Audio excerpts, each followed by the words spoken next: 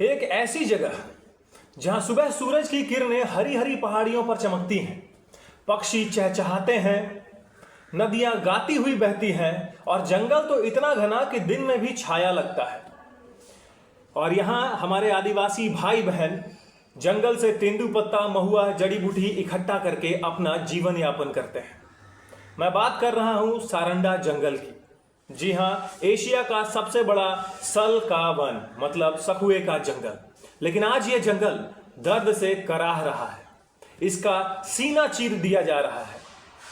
आज हम बात करने वाले हैं कि क्यों सुप्रीम कोर्ट बार बार सरकार को लताड़ रही है कि आप इस जंगल को, सारंडा जंगल को वाइल्ड लाइफ सेंचुरी घोषित करें, और क्यों सरकार बार बार टाल मटोल कर रही है। आज इस वीडियो में हम ये भी बात करेंगे कि किस तरह से अवैध खनन वहां के जंगल को चीर रहा है, वहां के पर्यावरण को नुकसान पहुंचा रहा है और वहां के लोगों को हानि पहुंचा रहा है। सारंडा को 700 पहाड़ियों का जंगल कहा जाता है। यहाँ 700 छोटी बड़ी पहाड़ियां हैं जो हरी चादर ओढ़े खड़ी हैं। आप कल्पना कीजिए कि आप उस जंगल में चल रहे हैं, पैरों के नीचे लहराती जमीन, आंखों में चमचमाती धूप, कानों में चिड़ियों की चहचहाहट और ताजी हवा।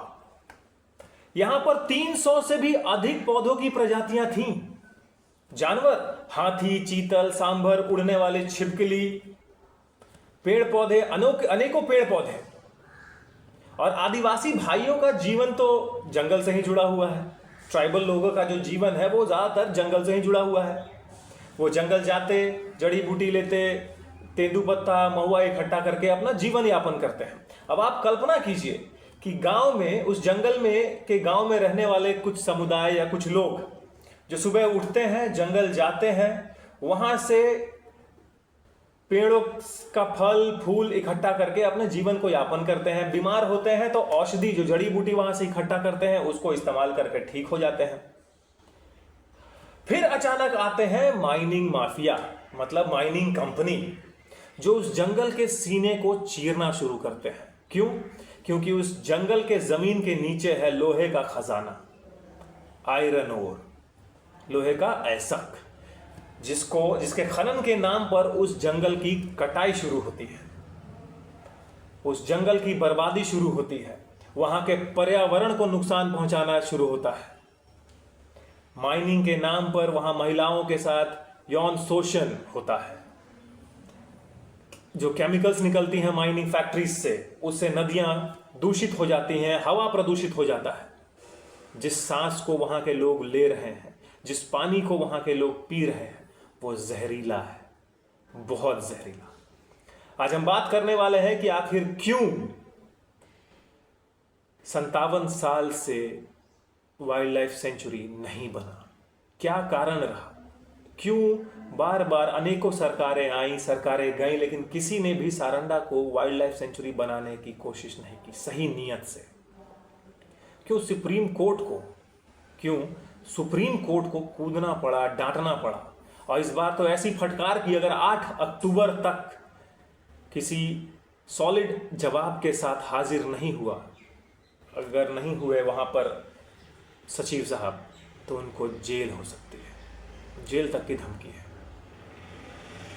आप सभी को नमस्कार, मेरा नाम है विशाल कुमार पांडे और आज हम कुछ फैक्ट्स पे बात करने वाले हैं कि किस तरह से सारंडा जंगल का दोहन हो रहा है माइनिंग के नाम पर।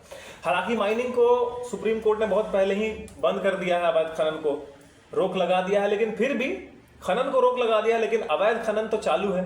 आप जान रहे हैं झारखंड का कैसा हाल है, अवैध खनन चालू रहता है।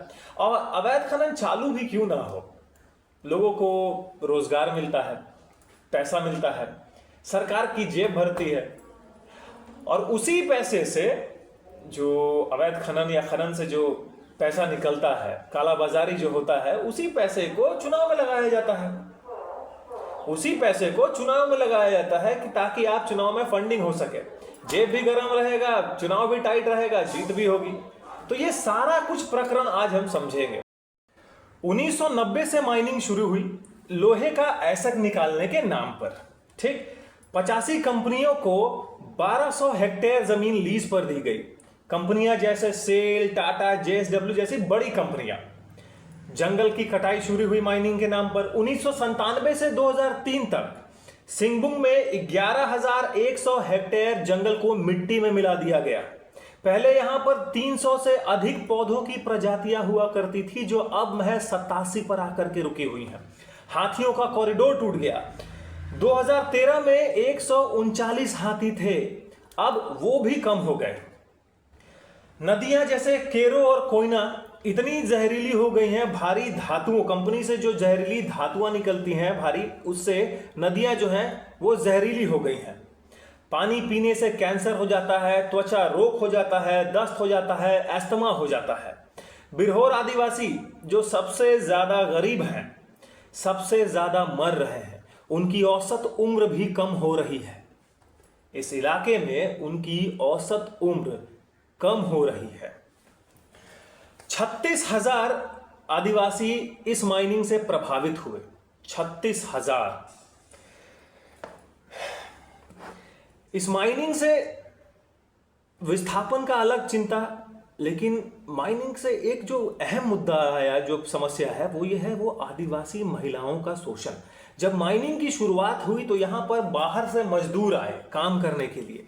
जब बाहरी मजदूर आए तब यहां पर जो यहाँ की महिलाएं हैं, आदिवासी महिलाएं, उनके साथ यौन शोषण भी शुरू हुआ। ट्रैफिकिंग का टेंशन है उनके साथ कि कहीं ह्यूमन ट्रैफिकिंग ना हो जाए, उनके साथ हिंसा बढ़ी। आदिवासी महिलाएं, क्योंकि अब जंगल काटा जा रहा है तो वो जंगल से जड़ी बूटी ला नहीं सकते, उनको मिलता नहीं, बहुत कम मिल रहा है, तो वो भी मजबूर है कि माइनिंग में काम करें, खनन में काम करें माइनिंग कंपनीज के लिए। लेकिन वहां उन्हें डर लगता है, हमेशा एक डर सताता है कि कहीं कोई उन्हें गलत तरीके से छू ना ले। ये बहुत चिंता का विषय है। ये सब कुछ जानते हुए भी इतने सालों से जो सरकारें रही हैं, उन लोगों ने अभी तक कुछ भी नहीं किया। ना कोई प्रॉपर एक वर्क प्लान बनाया है ताकि हाँ, अगर यहां से माइनिंग हमें हटाना है, कंपनीज को अगर बंद करना है, लीज अगर बंद करना है, तो हमें इनके लिए एक रोजगार का अदर ऑप्शन ढूंढना पड़ेगा। उसके लिए भी अभी तक सरकार ने कोई भी एक वर्क फॉर्मेट नहीं बनाया है। विस्थापन से न जाने कितने लोगों का घर बर्बाद हुआ, कितने लोगों, एक रिपोर्ट की अगर मानिएगा तो 15 लाख लोग विस्थापन से प्रभावित हुए हैं उस एरिया में। 15 लाख। 1968 से ही वाइल्ड लाइफ सेंचुरी बनाने की बात हो रही थी। मैं आपको बता दूं कि 1968 से ही वाइल्ड लाइफ सेंचुरी बनाने की बात हो रही थी। बिहार सरकार ने फरवरी 1968 में थालकोबाद, करमपाड़ा जैसे इलाकों को गेम सेंचुरी घोषित भी कर दिया था। 1965 में IUCN रिपोर्ट में सिफारिश भी की गई, लेकिन नेता, माइनिंग कंपनी और माफियाओं ने मिलकर इसे रोक दिया, क्योंकि जंगल के नीचे है लोहे का खजाना, झारखंड के 40% खनिज संसाधन। अवैध माइनिंग से 22,000 करोड़ का काला धन शाह कमेटी ने पकड़ा, उजागर किया कि अवैध माइनिंग से 22,000 करोड़ का काला धन पाया गया है, लेकिन किसी पे कोई कार्रवाई नहीं। क्या इस काले धन के उजागर होने के बाद किसी नेता को जेल हुआ, किसी माइनिंग कंपनी के अधिकारी को जेल हुआ, किसी माइनिंग माफिया को जेल हुआ? नहीं, और होगा भी नहीं, क्योंकि ये सब एक ही थाली के चट्टे बट्टे हैं, सब मिल बांट करके खाते हैं। इन्हें आदिवासियत, जल, जंगल, जमीन से कोई मतलब ही नहीं है, कोई मतलब नहीं है। ये सिर्फ चुनाव के समय आपके हक की बात करने के लिए आएंगे, बाहरी भीतरी लड़ाई झगड़ा, आपका हक बचाने की बात करेंगे, लेकिन हकीकत में ये आपसे मुंह फेर लेते हैं। हकीकत में इनको हकीकत में आपकी कोई परवाह नहीं है। इस चीज को आप समझिएगा। 2010 में एमपी शाह कमीशन ने अवैध माइनिंग बंद करने के लिए बोला। 2016 में सुप्रीम कोर्ट ने लीज कैंसिल की। 2022 में एनजीटी ने सेंचुरी का आदेश दिया, वाइल्ड लाइफ सेंचुरी बनाने का आदेश दिया, लेकिन 2025 में भी देरी। अप्रैल 2025 में सुप्रीम कोर्ट ने कहा कि 57,519 हेक्टेयर को सेंचुरी बनाओ, 13,603 हेक्टेयर को कंजर्वेशन रिजर्व बनाओ। Wild life institute of India ने कहा मई 2025 में, फिर सरकार ने नई कमेटी बनाई रिव्यू के नाम पर, बाउंड्री रिव्यू के नाम पर। सितंबर 2025 में सुप्रीम कोर्ट ने डांट दिया, चीफ सेक्रेटरी को 8 अक्टूबर को हाजिर होना है जवाब के साथ, वरना उन्हें जेल हो सकती है। बताइए, ये नौबत आ गया है कि सालों साल से सुप्रीम कोर्ट बोल रहा है आपको कि आप वहां वाइल्ड लाइफ सेंचुरी बनाइए, उस जगह को प्रोटेक्ट कीजिए, वहां के जल जंगल जमीन खनिज संपदा को प्रिजर्व कीजिए, बचाइए। लेकिन सरकार, माइनिंग कंपनीज और ये जो माफिया है, माइनिंग माफिया है, इन्हें कोई मतलब नहीं है। इनका सिर्फ ये है कि लीज पट्टा मिलना चाहिए, हम जमीन को खोदेंगे खोदेंगे और खोदेंगे जब तक पूरा खोखला ना कर दे, जब तक वहां का जंगल ना कट जाए, जब तक वहां प्रदूषण, पर्यावरण जो है वो प्रदूषित ना हो जाए, जब तक वहां के लोग कैंसर से, त्वचा रोग से, अस्थमा से मरने ना लग जाए। सरकार सो रही है। हकीकत में सरकार को आपकी कोई परवाह नहीं है। और सरकार बोलती है कि अगर माइनिंग रोक देंगे तो रोजगार रुक जाएगा, वहां का विकास रुक जाएगा। सरकार माइनिंग से विकास को जोड़ करके देखती है। सरकार जो है, सुप्रीम कोर्ट है कि नक्सल भी माइनिंग कंट्रोल करते हैं, प्रोटेक्शन मनी वसूलते हैं। सरकार क्या करती है कि सरकार माइनिंग से विकास को, डेवलपमेंट को जोड़ करके देखती है। लेकिन ये किस तरह का विकास है, किस तरह का डेवलपमेंट?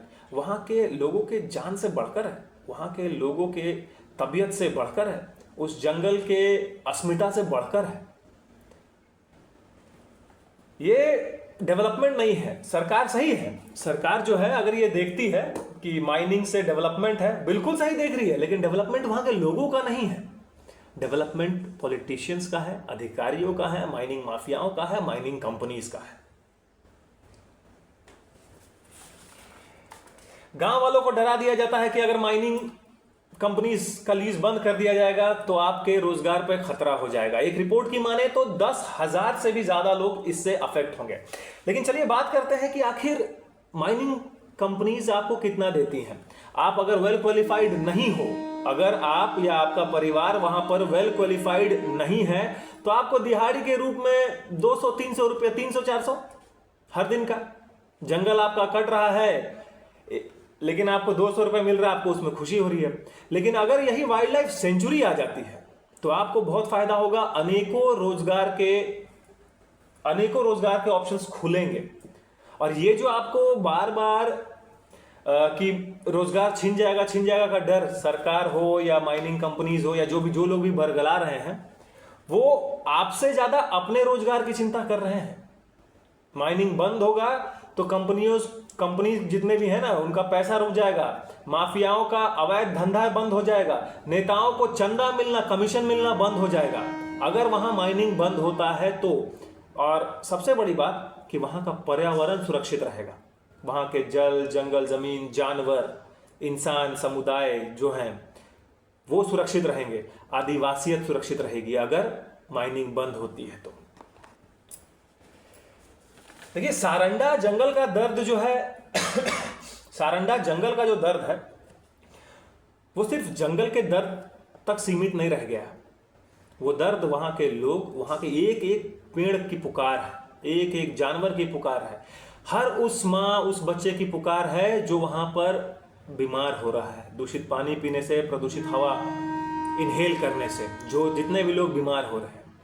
क्योंकि माइनिंग से सिर्फ वहां के 10 से 20% लोगों को ही काम मिलता है, वो भी दिहाड़ी मजदूरी या गाड़ी चलाने का, कोई बड़ा काम नहीं।